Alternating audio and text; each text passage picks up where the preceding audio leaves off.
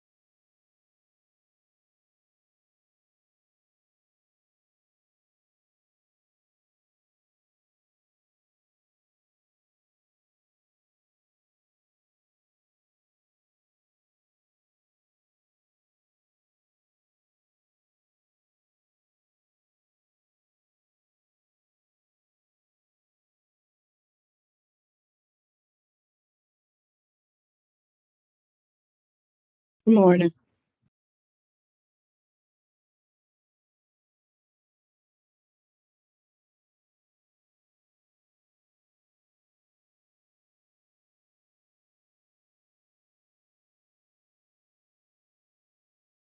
Morning.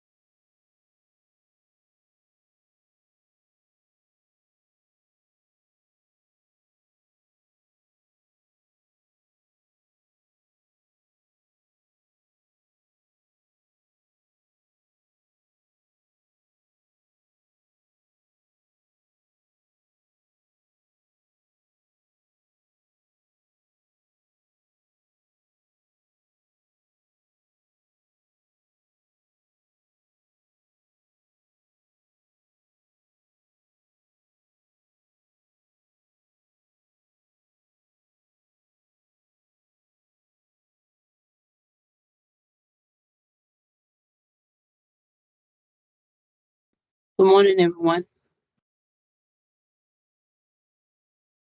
Good morning. Good Good morning. morning.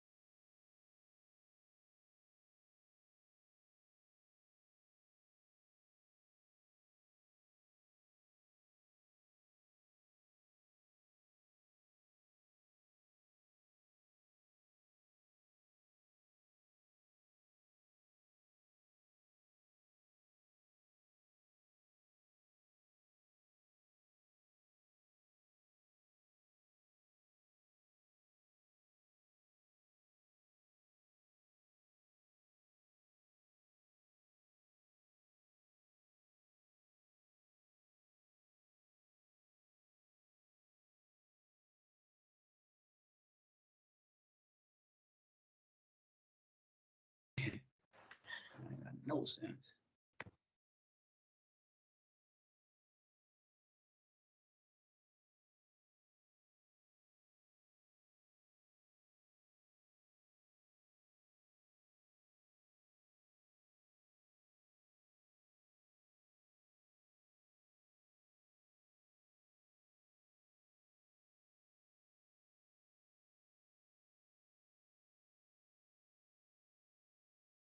Those of you that are already here in attendance, if you could please just your name, title, agency, and email to receive credit for the attendance today.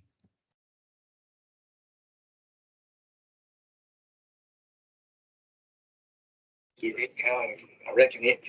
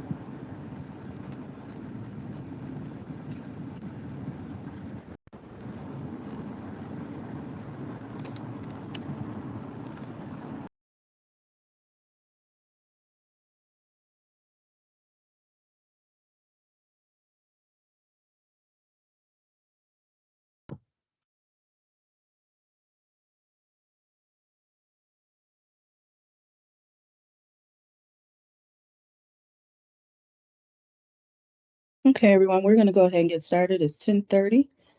Please put your name in the chat along with your title and agency and email address to receive credit for today. Angela, you can take it away. Hi, I want to thank you guys for taking the time on your day to join us in this workshop, because I know you guys are busy. So we'll get started right away. So today's topic is let's get moved. Next slide, please.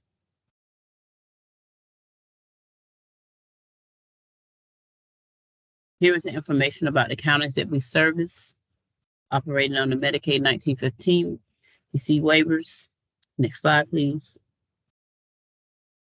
Let's get moved. It's supposed to be such an exciting time for our members, and sometimes it's overwhelming. A lot of times it's overwhelming, along with exciting, and it's a trigger because it represents so many things. Next slide.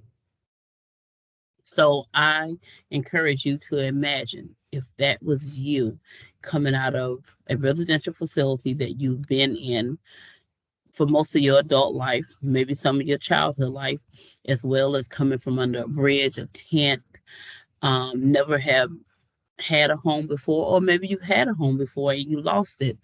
How would you feel? What would you need? What would you do? What would you do? Would you not do? And how would it change your life?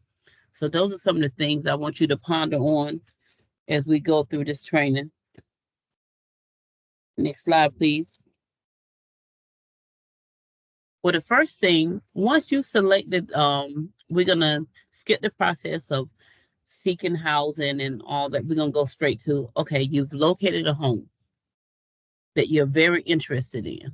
Looks good on paper. The reviews look okay, but it is a strong suggestion that we take the individual, the member, to visit their new community. There is no better way to learn about a community than by seeing it in person. So make sure the member pay a visit to the area before moving or accepting the property. This will give the member a better feel for the community, various neighborhoods, and amenities. Next slide, please. Explore the neighborhood. It's so important that the members know what's surrounding them, because a lot of them they do not drive. They cannot afford to Uber and things like that on their income. So if they know what's around them immediately, that can decrease some of the anxiety that's built up. Well, how am I get to the grocery store or the doctor? Or what if I have to go to the pharmacy? Make sure that these things are in a close vicinity to them, that they can locate them independently one day. Of course, they will have your support initially, but the goal is to slowly ease your way out of them being so dependent on you.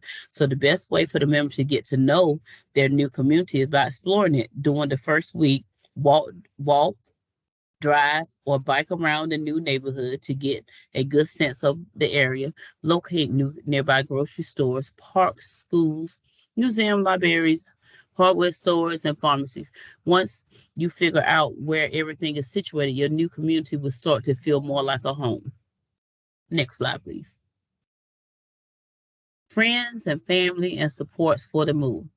We all know how important it is to have some natural support set up, because as providers, you're not going to always be there, and you're not going to always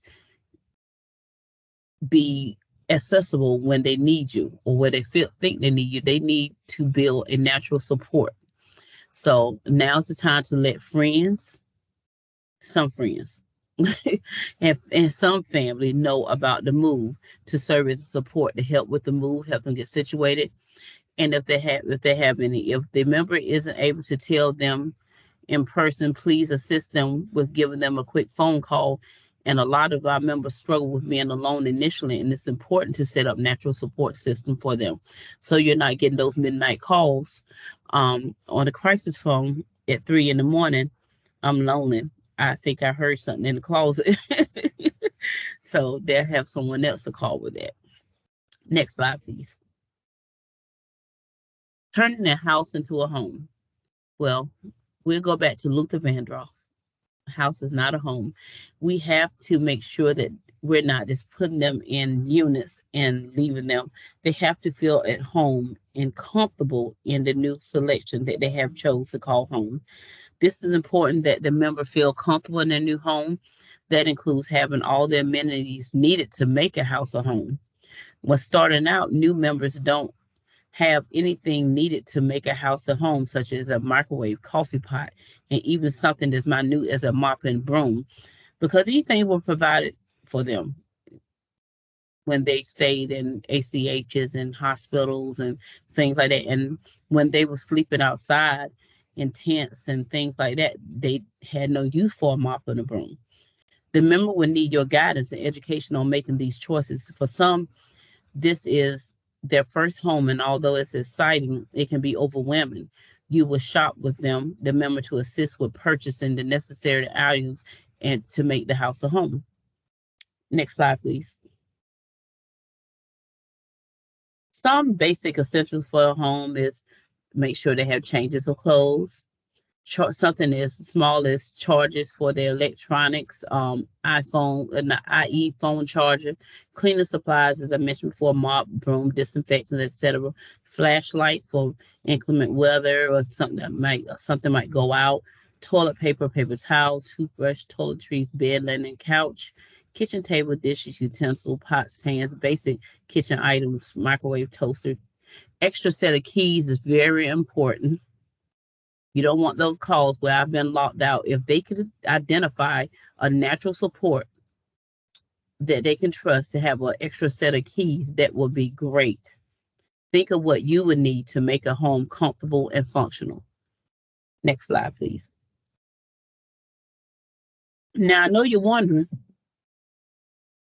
that sounds all good and grand, but where are we going to get the money to do these things? Well, we're going to show you the money. Next slide.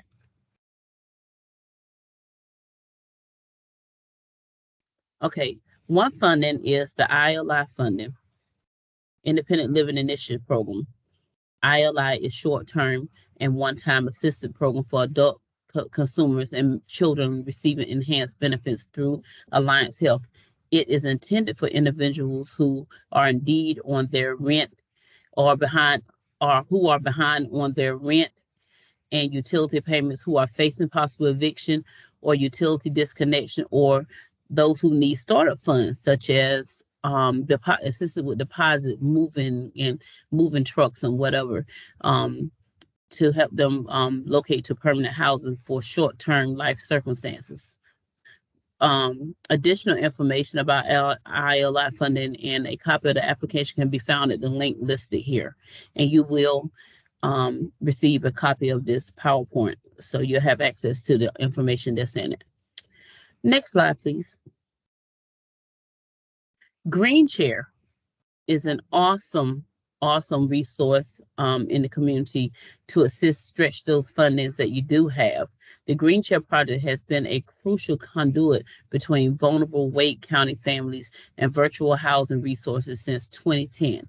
From people in need of Green Chair. Green Chair offered the necessities to fill a home for as little cost of $200. You can get a whole unit filled, from bedding to kitchen table, sofa, and I think they changed it a little bit since the pandemic. The member gets the opportunity to walk through and shop as if they're in a furniture store and pick out the items that they want for their home. They even give them a gift package of plates and cups and things like little necessities that you might want to think of at the time. Our members are on fixed income, so they will be an excellent resource to consider. If your organization has not registered with Green Chair, I implore you to do so and refer a member. Make sure that you are registered. It's a simple process. Just call and set up an orientation appointment. And the link for Green Chair as well is on this slide. Next slide, please. Then we have the TYSR funding, Transitional Year Stability Resources. Transitional Year Stability Resources are available to members using their money following the person, MFP. program, Medicaid C, or member using needing community transition support through TCL dedicated allocation. TYSR allowance through the MFP program afford up to $5K for one-time transition related to costs to use within 1 year of transitioning into the community. Now, you have to spend this $5,000. Sounds like a lot of money, but it's really not. And it has to be used responsibly. And we're counting on you to guide them when using this money and spending it wisely to get everything that they need, not so necessary what they want. There's some room for wants, but we want to cover the needs first. At Alliance, these costs will need to be considered as part of the Innovation ISP budget development process. Payment for these expenses is arranged using the professional services and goods contract found on SharePoint. And there's a link for that to give you more education on that later to read at your leisure. TYSR expenses can be assessed for TCL enrolled members. Typical allowance per member are $2K for 1 year, with additional revenue possible through the Alliance TCL incentive plan. TCL transition coordinators, IHC-I plan for support needs with members provided within budget, purchasing items using TCL program procurement card, and reconcile expenses by submitting receipts to TCL program administrative assistant and Alliance Finance Department. Next slide, please.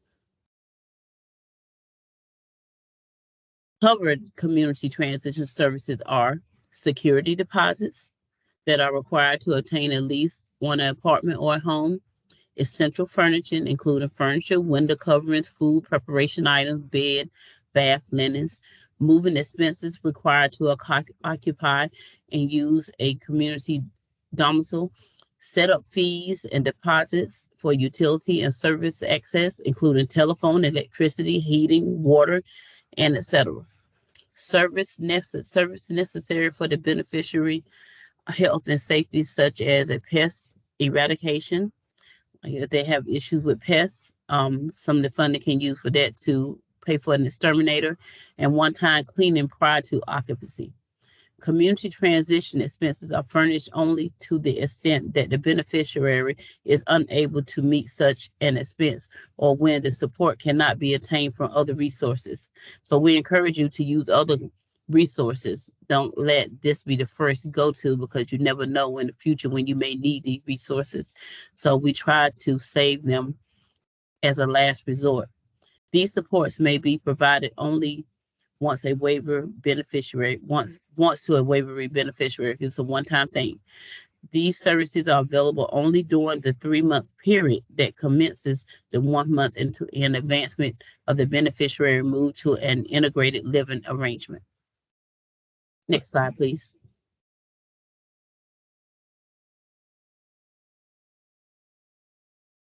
Follow-up.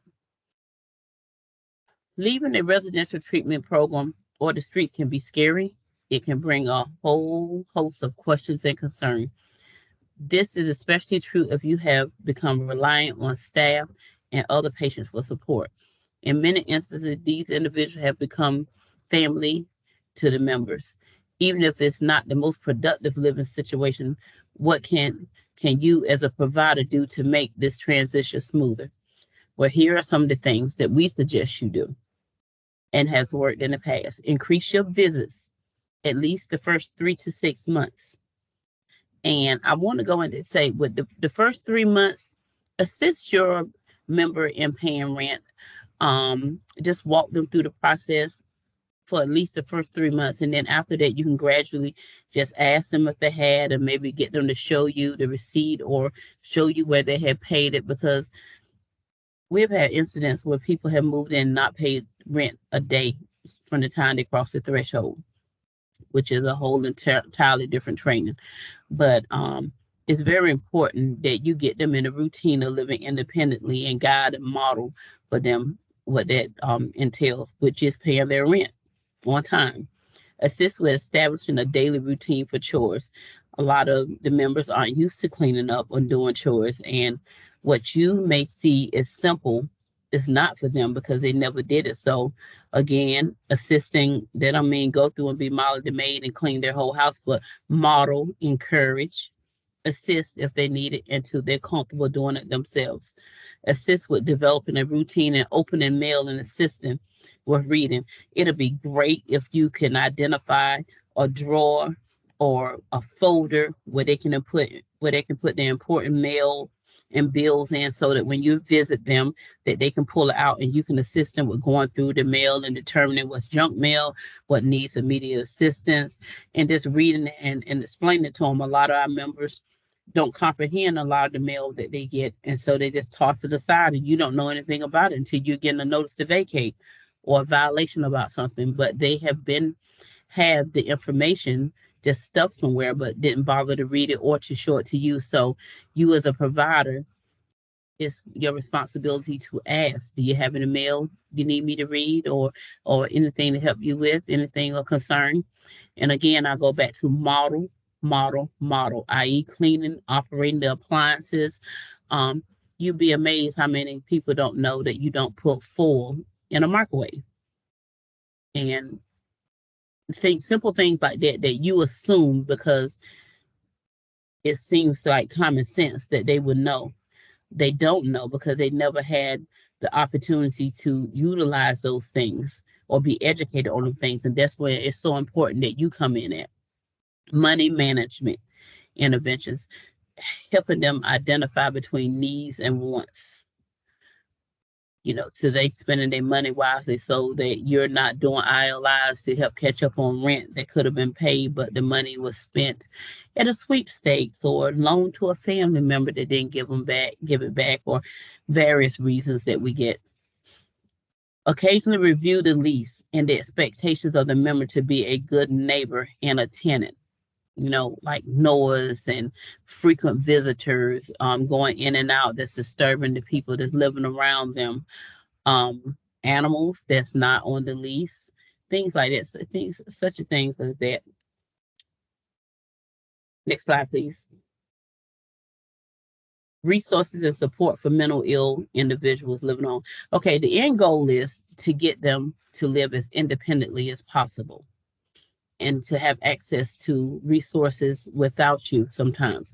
So it's important that you educate them on community health services that they can reach out to on their own to support them with their mental illness. There might be support groups, anything online, or it could be in person, and just navigating financial assistance programs so that many times the misunderstanding and management and money jeopardizes the members' housing. I'm sorry, y'all.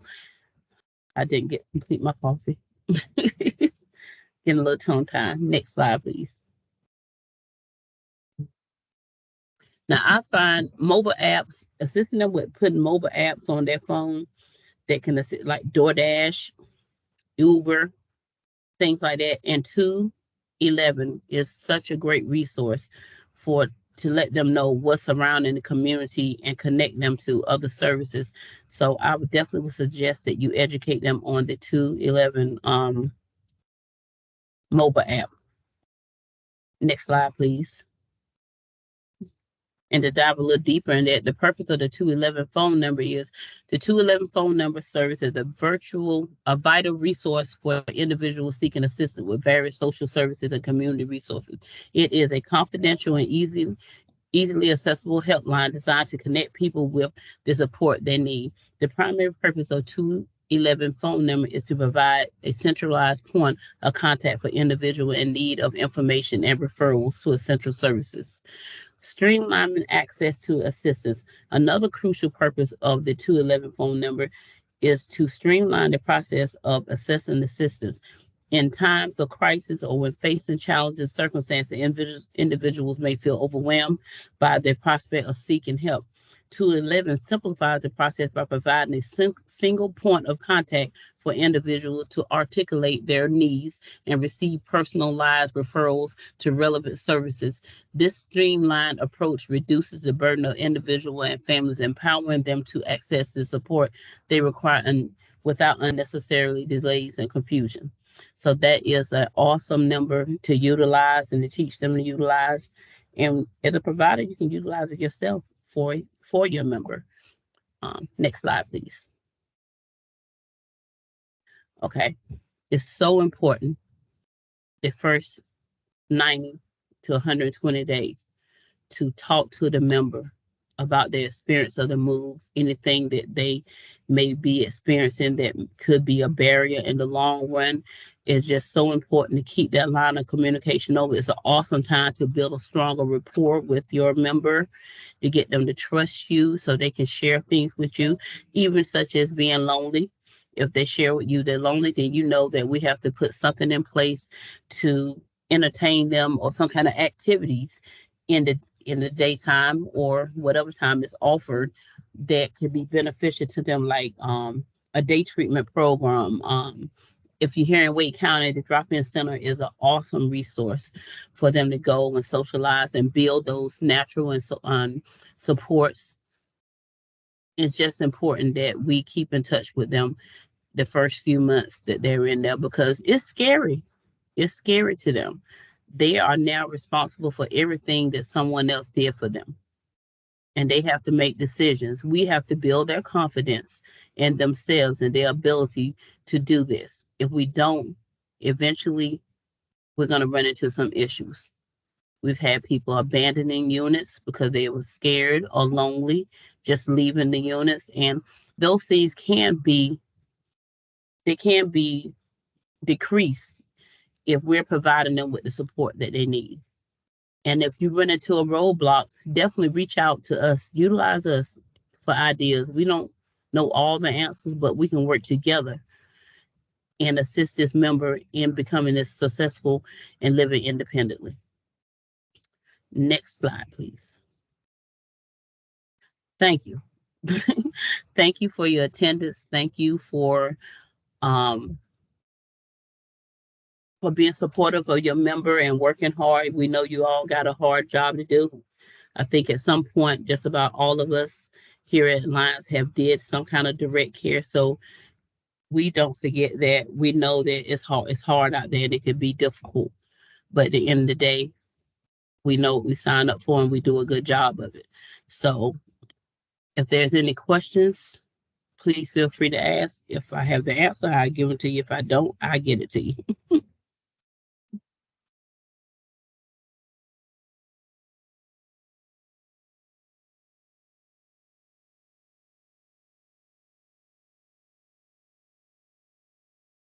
And if there's no questions, I guess, Miss Angela, somebody said, does ILI pay for moving trucks? initially,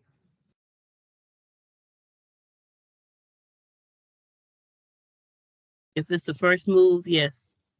I don't know about rehousing. I do think in a certain degree, it depends on the circumstances, but it definitely will pay for a moving truck.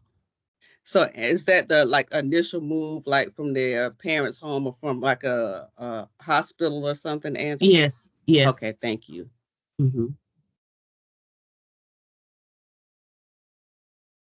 I can't even see the chat. I'm sorry. If you could let me know, Andrea, what's in the chat, if they're asking any questions.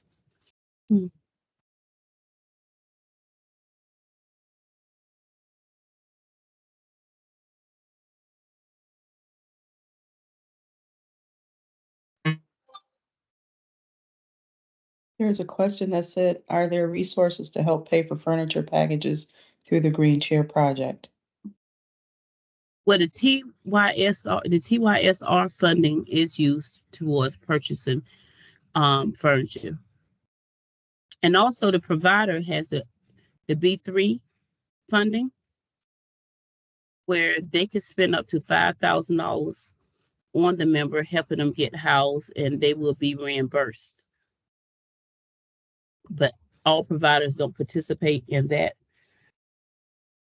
You will have to talk to your team lead or your director to see if you participate in that program with B3. So it's resources and money out here to assist them. We definitely know that we can't just take them and throw them somewhere and don't give them the things they need to feel comfortable.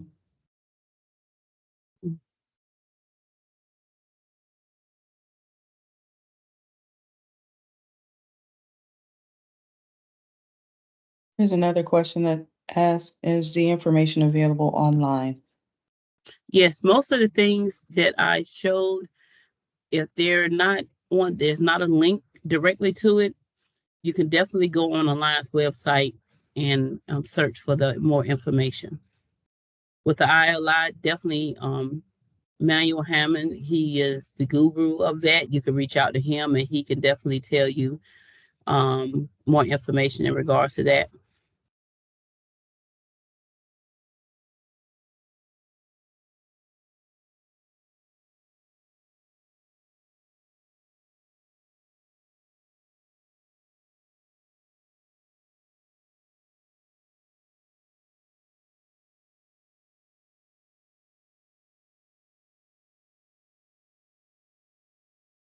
Next question says, has anyone heard the Green Chair Project charges an additional $200 for Alliance?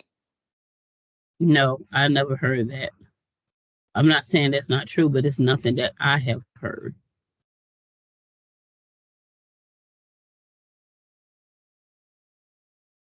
Next question asks, with B3 funds, can those funds be used multiple times or does it remain as a one-time use? It's a one-time use.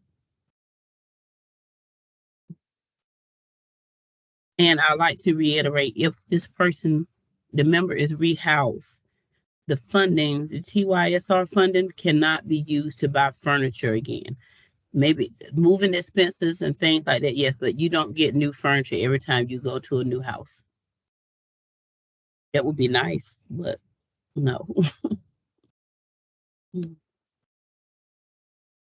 Next question asks, can Alliance utilize the furniture project in Durham?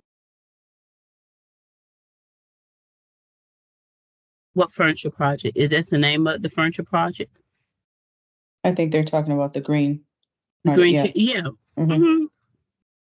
Green chair, we can use, I mean, everybody has access to that wherever they're located. In your company, like your organization has to sign up for Green Chair and they have to select whomever they want to go. And for Green Chair, you have to go through an orientation. If you're going to be utilizing them, they want to take you through an orientation. It probably takes about an hour. You call them, you sign up, and you'll meet with them, or they may do it virtually now, but I actually did mine face-to-face, and they sit down and they give you a run through the program, a tour, and how things work. So definitely check with your director and see if you guys are registered with Green Chair. And something I didn't mention is a good resource too, especially to those that are capable of driving but don't have a vehicle but have been in services for a while. Wheels for Hope is a great resource. When I worked with another organization, we helped at least 3 people when they left our program. It was a transitional program as well. When they left with cars for $600+ I forgot the exact amount, but it had been fully checked out, registered, everything. And all they had to pay was $600 some to drive off with no car payments and reliable transportation. So that's another resource that if your organization have not been connected to, they'll be great if they connect to Wheels of Hope. Wheels for Hope. Sorry.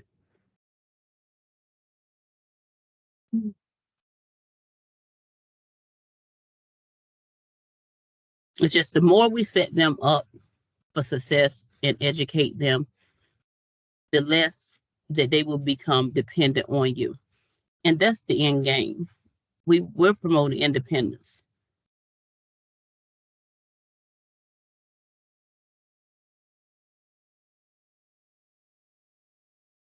And a lot of, I will go here too. A lot of the new apartment complexes are using portals to pay rent. A lot of our members aren't computer savvy. So just taking the time, you might take 5 sessions to go through the run through of teaching them how to access that portal and navigate that portal. There is no rush. The thing is to get them to be able to do it without you.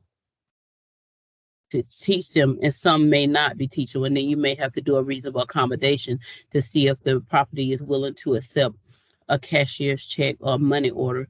And the only way to get that done is through a reasonable accommodation if they accept it. But most of the time they expect the members to utilize the portal. And we have some old school members that's real resistant to that. And it has caused some issues because their monies were sent back, which puts them on paper behind in their rent when they're really not. They're tempted to pay the rent, but it was not accepted because it didn't come through the right channel.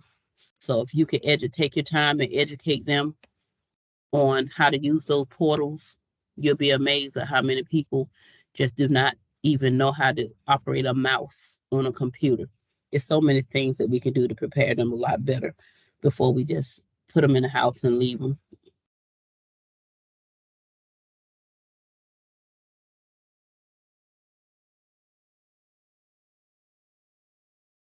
There's a question that says, since Section 8 housing and public housing waiting lists are closed for Wake County, where can you go to find other affordable housing resources?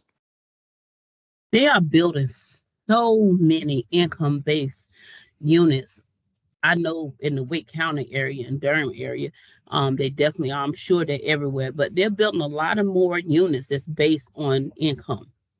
So that's a great resource, the targeted units. And also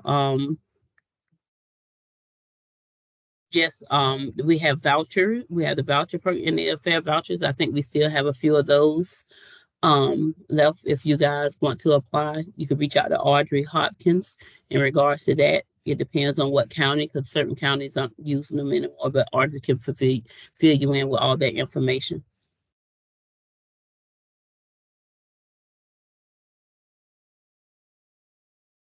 Angela, this is Audrey. I will, my information is in the chat, but I'll put it in there again. Thank you, Audrey.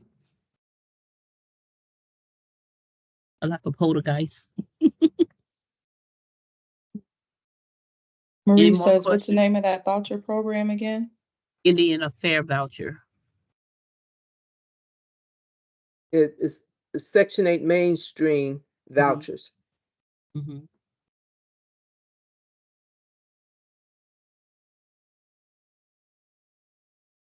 And honestly, the vouchers move a little bit quicker than the TCL program, because you may sign up for TCL maybe a year before you get through the whole process and able to get housed.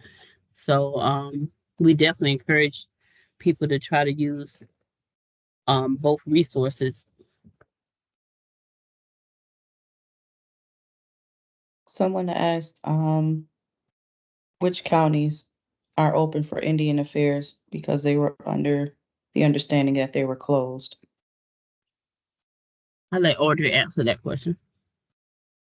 Okay, for the Section 8 mainstream vouchers, the Commission on Indian Affairs, those referral applications still remain.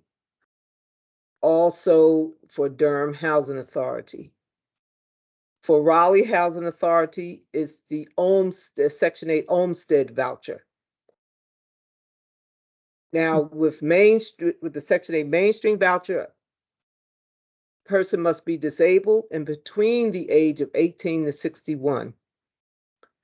With the Raleigh House, which is with the Section 8 Olmsted voucher, which is being accepted through Raleigh Housing Authority, they must be 18 years of age or older, but the head of household must be disabled. So if you just reach out to me, I can go further in depth. Mm-hmm. Okay, the county that is closed, Fayetteville Housing Authority.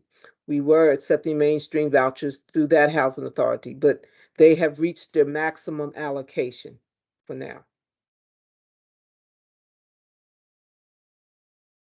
Audrey, this is Marlene. What is the status for Orange County?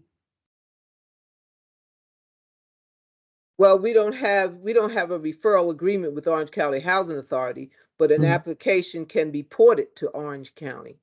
Okay. Through the Indian Affairs voucher. Thank you. Mm-hmm.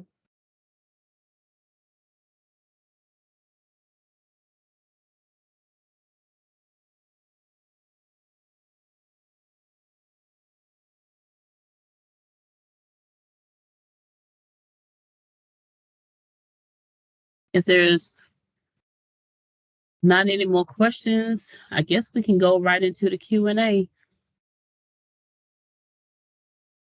which I think we pretty much probably just covered it as well. But if you have any other housing issues or concerns that you would like to ask that may not be pertaining to this particular training, but you may want some feedback, we're open. So now's the time to ask those questions.